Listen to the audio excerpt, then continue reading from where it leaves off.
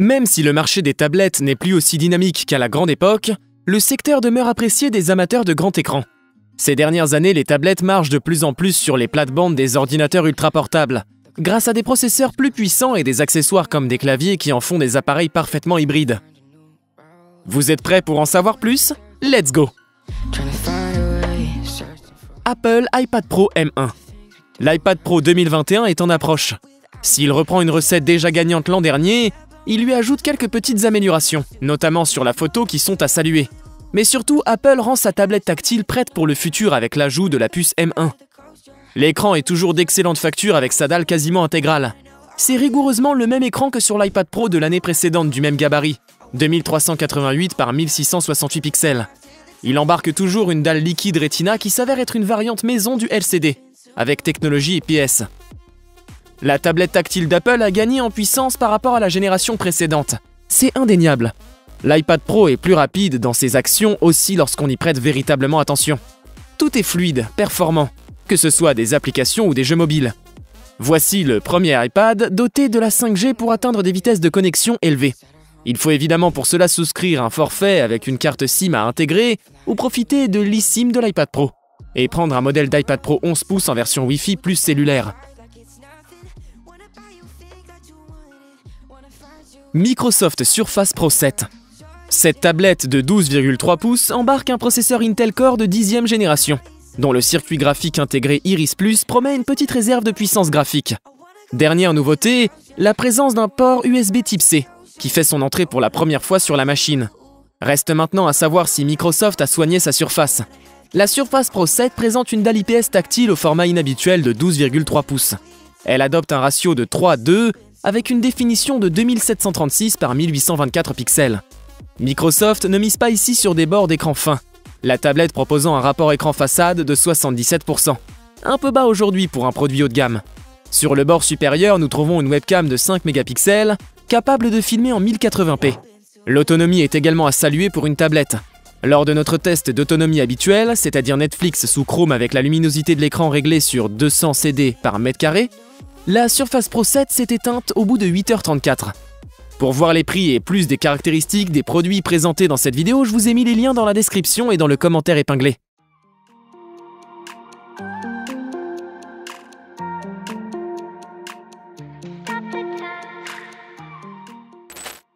Samsung Galaxy Tab S7 Plus.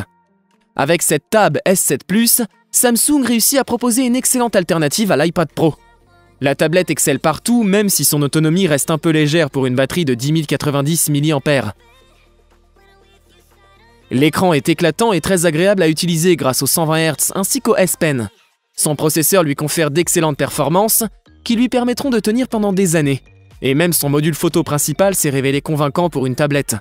Enfin, mentionnons sa recharge plus que rapide, surtout avec un bloc de 45 watts optionnel. Tous ces arguments en font la meilleure tablette sous Android à ce jour. Quant à savoir si elle peut remplacer complètement un PC, c'est une autre histoire. Mais elle peut assurément se poser en complément. Pas de prise mini jack 3.5 mm sur cette Galaxy Tab S7 Plus, il faudra user d'un casque ou d'écouteurs sans fil ou bien se servir d'écouteurs USB-C. Pour profiter du son, la tablette dispose de 4 haut-parleurs situés sur les tranches supérieures et inférieures. Le rendu sonore est vraiment bon et donc fort pratique pour visionner des vidéos, des films et même pour jouer aux jeux du Game Pass via le projet xCloud. La nouvelle tablette de Samsung embarque le plus récent processeur de Qualcomm, le Snapdragon 865 Plus.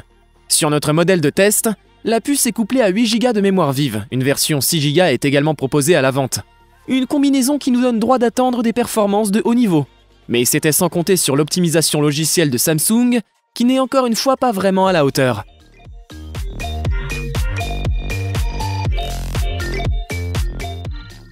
Lenovo ThinkPad X12. Après des années d'abstinence des tablettes ThinkPad, Lenovo revient sur le marché des 2 en 1 avec la nouvelle Lenovo ThinkPad X12 détachable Gen 1. La tablette Lenovo X12 parvient à nous impressionner dans notre test. Elle s'avère être une concurrente digne de ce nom de la Surface Pro 7 de Microsoft. Cette année, Lenovo reprend la lutte, avec le ThinkPad X12 détachable Gen 1. Avec cet appareil, Lenovo s'éloigne de la série phare des ThinkPad X1, pour se tourner vers la série X régulière et moins chère. En conséquence, notre configuration bien équipée avec un i7 Tiger Lake, un SSD de 512 Go et 16 Go de RAM, coûte 1630 €, prix campus allemand. soit environ 100 € de moins que la tablette X1 Gen 3 que nous avons testée avec un i5, un SSD de 256 Go et 8 Go de RAM. Lenovo ThinkPad X12 détachable ne dispose que de 2 ports USB-C, mais contrairement à ces deux derniers, un seul de ces ports prend en charge le Thunderbolt 4. C'est un avantage par rapport à la Microsoft Surface Pro 7 Plus. D'autre part, la Surface dispose d'un port USB-A. En tant que tablette, le Lenovo ThinkPad X12 détachable dispose d'un écran multitouch, qui peut reconnaître 10 doigts en même temps. Il a parfaitement fonctionné lors de notre test. Le stylet numériseur fourni, Wacom AES, 4096 niveaux de pression, a à peu près la taille d'un stylo normal. Il est donc confortable à tenir.